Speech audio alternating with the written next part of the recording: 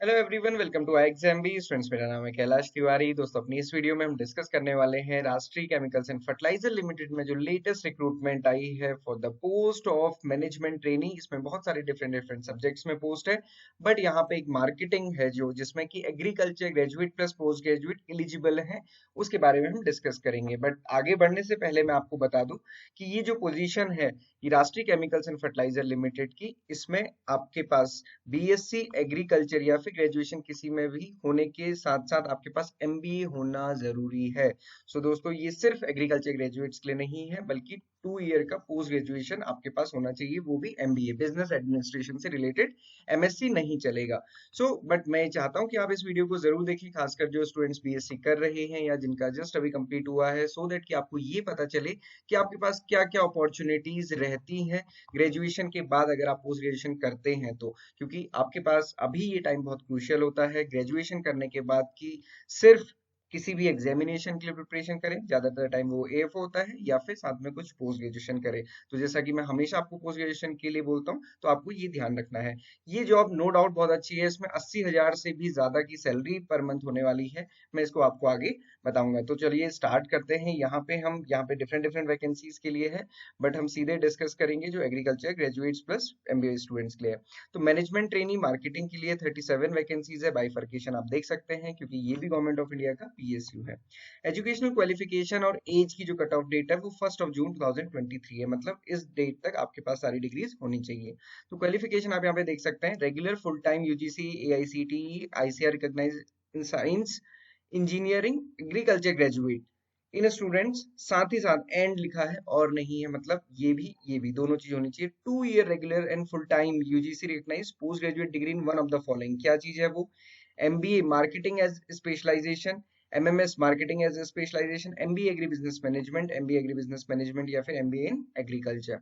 तो graduation plus post graduation दोनों ही यहाँ पे चाहिए। तो आप देख सकते हैं कि यहाँ पे अगर आपके पास एमबीए है तो आपके पास ये डेफिनेटली एक अच्छी अपॉर्चुनिटी है। इसके अलावा सिमिलरली अगर आपके पास पोस्ट ग्रेजुएट डिप्लोमा भी है बिजनेस एडमिनिस्ट्रेशन में, जो कि इक्विवेलेंट टू एमबीए है, तो भी आप एलिजिबल है। Similarly post graduate diploma in management है विद स्पेशलाइजेशन एग्री, तब भी आप इसमें एलिजिबल हैं। तो ये तो चीज थी एलिजिबिलिटी से रिलेटेड। और इसमें परसेंटेज की बात करें तो मिनिमम 60% मार्क्स आपके पास होने चाहिए।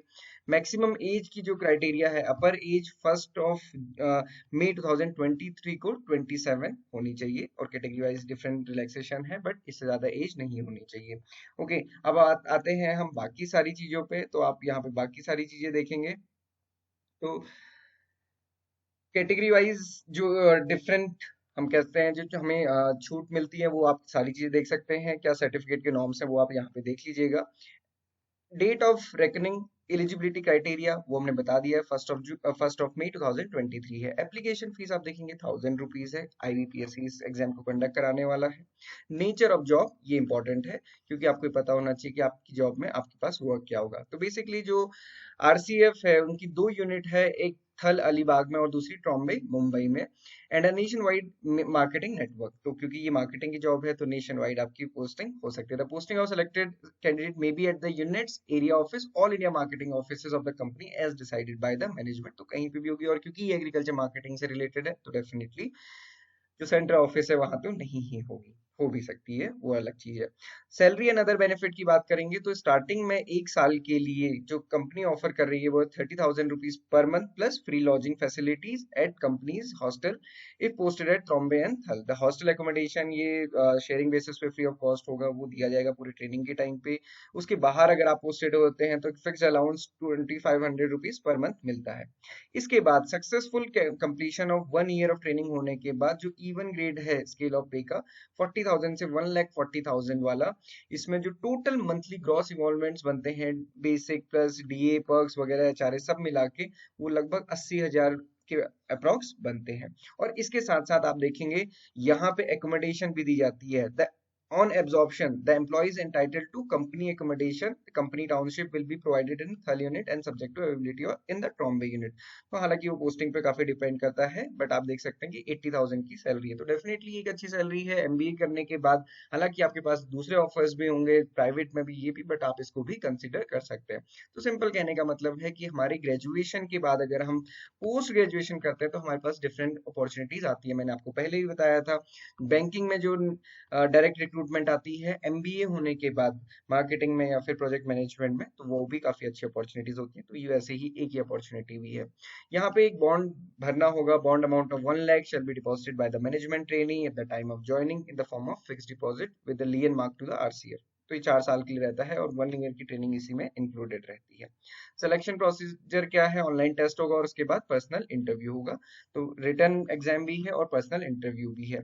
अब एग्जाम कैसा है इसमें, सेंटर्स आप देख सकते हैं यहाँ पे सेंटर मेंशन किए हुए हैं, भोपाल, दिल्ली, दिल्ली एनसीआर, लखनऊ, हैदराबाद, बेंगलुरु। आप अपने अकॉर्डिंग इस चीज को देख सकते हैं। वेबसाइट पे आपको पूरा नोटिफिकेशन मिल जाएगा, टेलीग्राम चैनल पे भी हम इसको डाल देंगे। ओके, एग्जाम का जो पैटर्न है उसमें 100 क्वेश्चन होने वाले हैं, जिसमें से कि 50 क्वेश्चंस रहेंगे आपकी जो ग्रेजुएशन और पोस्ट ग्रेजुएशन की में आपने जो भी पढ़ा हुआ है, और उसके साथ साथ 50 क्वेश्चंस रहेंगे general English, quantitative aptitude, reasoning, general knowledge, awareness of 1 mark each.